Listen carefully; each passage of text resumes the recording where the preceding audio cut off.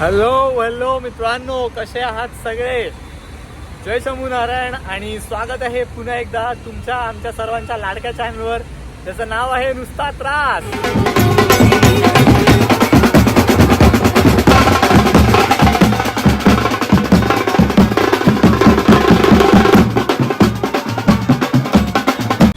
So हा आहे part 2 of Bhimashankar trek. आणि हा जास्त मोठा ब्लॉग नाही आहे, छोटाच आहे. सो जास्त टाइमपास न करूया, वळूया आपल्या ब्लॉगकडे डिरेक्टली. ओके. सो मित्रांनो, संध्याकाळचे 5:30 वाजलेत. मी 2 तास मस्तपैकी झोप काढली, जेवण वगैरे, आणि आता मी जातो आहे गुप्त भीमाशंकरला. ठीक आहे, जे की तिथेच पुढे आहे. सो मी आता तिकडे जातो आहे. तिथे पोचलो की मी तुम्हाला तिकडे दाखवतो कसं आहे सगळं. पण हा रस्ता आहे जायला आहे पुढे. आजी चालत आहेत आणि काही जण येत आहेत तिकडून रिटर्न.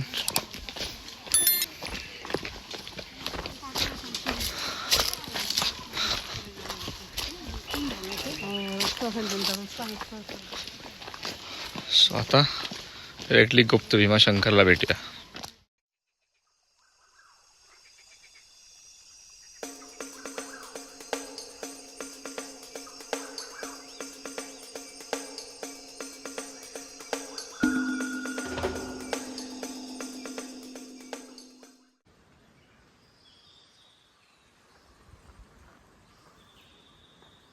तर मी या वाटेने आलो आणि इथून हा असा दृश्य आहे काही.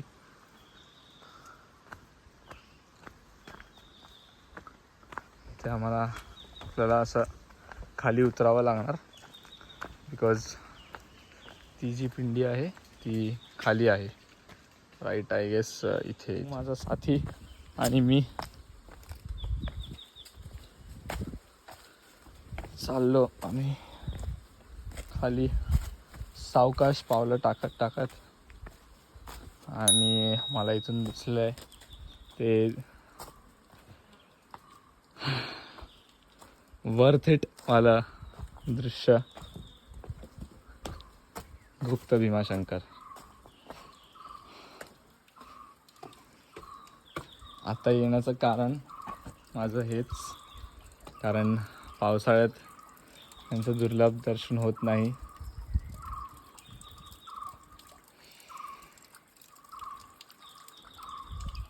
इथून खाली पूर्ण नदी जाते ती, पण आता सुकी आहे, पण ठीक आहे.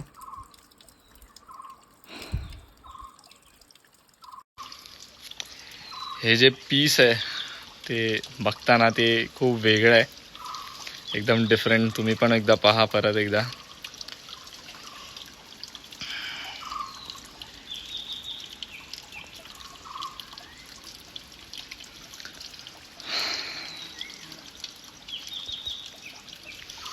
नक्कीच कधी आलात भीमाशंकरला तर गुप्त भीमाशंकर बघा, कारण तिथून रस्त्यातून येताना खूप मला बरेच सुंदर पक्षी भेटले, बटरफ्लाईज होते, आणि अनफॉर्च्युनेटली शिकारू तर नाही बघायला भेटला, बट बाकी मी बरंच काही बघितलं. तर जरा आता मी बसतो इथे, आपलं एन्जॉय करतो. ठीक आहे.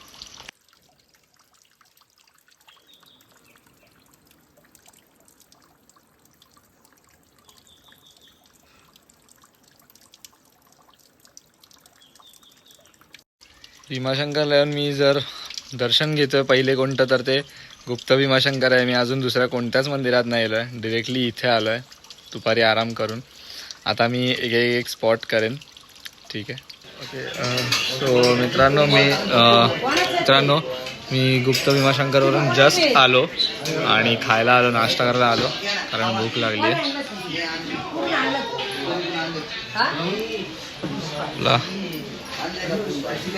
मुंबई वडापाव आणि चाय, छोटंसं दुकान आहे, बट टेस्ट अव्वल दर्जाची आहे एकदम. वडापाव ओजी आहे आणि त्यासोबत तळलेली मिरची आणि चाय. घेतो याचा आस्वाद, भेटतो तुम्हाला नंतर. फायनली मी भीमाशंकर मंदिरमध्ये आलो आहे आणि आता मी दर्शन करायला जातो आहे.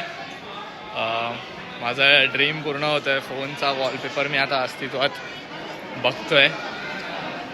ट्राय करेन तुम्हाला सुद्धा ते दृश्य दाखवायला, पण कदाचित आतमध्ये फोन अलाउड नाही आहेत. सो मी ट्राय करेन तरीसुद्धा.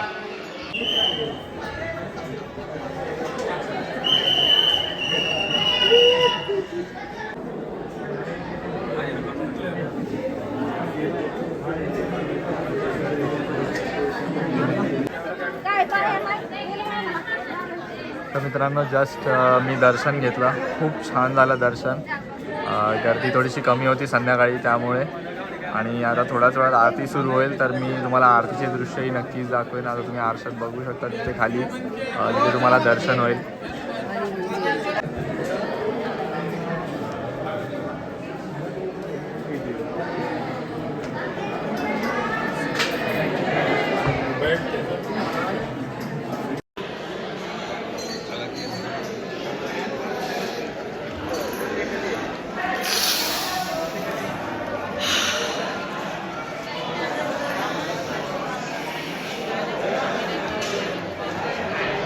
जस्ट आरती भेटली, तेही मंदिरात आतमध्ये जाऊन, बाहेर नाही थांबता. म्हणून मी काही शूट नाही केलं.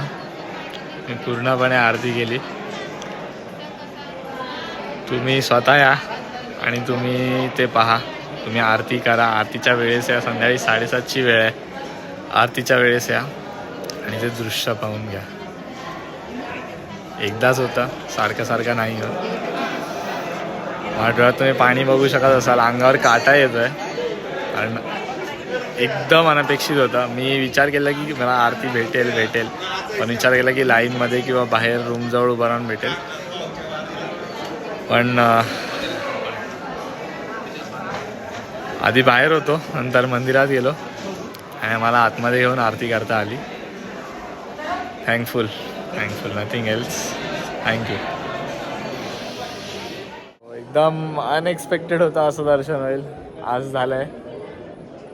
उद्या खूप स्पेशल दिवस आहे माझा आणि उद्यासुद्धा सकाळी मी येणार आहे. पण उद्या सकाळी मी लवकर येणार. सो त्यासाठी तुम्हीसुद्धा स्टे ट्यून काय तुम्ही इथं मोठा ब्लॉग आहे त्यातच दिसेलच. ठीक आहे. आता आलो मी श्री कळमजा माता मंदिरमध्ये.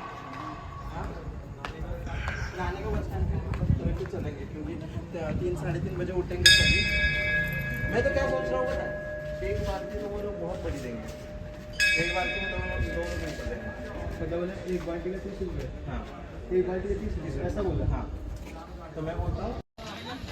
आता आलो आहे STमध्ये. उद्या सकाळी बस कितीची आहे काय आहे ही सगळी चौकशी करून घेतो, जेणेकरून सकाळी जसं दर्शन होईल तसंच मी आपला बसमध्ये बसून निघाला मोकळा मुंबईला. हा आहे इथला बस डेपो. भला मोठा आहे, छोटा नाही आहे, खूप मोठा आहे. छान आहे. इथे पण स्टे. मी हे स्टे बोलत होतो हेच. इथे सगळे 2,000-2,500 रुपये. रूम चांगले आहेत बट महाग आहेत थोडेसे. एकट्या माणसासाठी खूप महाग आहे. जर मित्रांनो तुम्ही कधी येत असाल तर हा आहे वेळापत्र STचा. भीमाशंकर पुणे जास्त ST आहेत. मुंबईला जाणारा कमी आहे आणि मुंबईला जाणारा फक्त कुर्ला आणि कल्याण आहे. सो पॉज करून तुम्ही बघू शकता तुम्हाला जर कधी यायचं असेल तर. आता इथे चौकशी क्षेत्रामध्ये कोण नाही आहे, कदाचित ते जेवायला गेले असतील. बट बोर्ड लावला आहे त्यावरनं पण अंदाज लावू शकतो की कधी निघायचं आहे, कसं निघायचं आहे ते. ठीक आहे. काय मग मित्रांनो कसा वाटला ब्लॉग?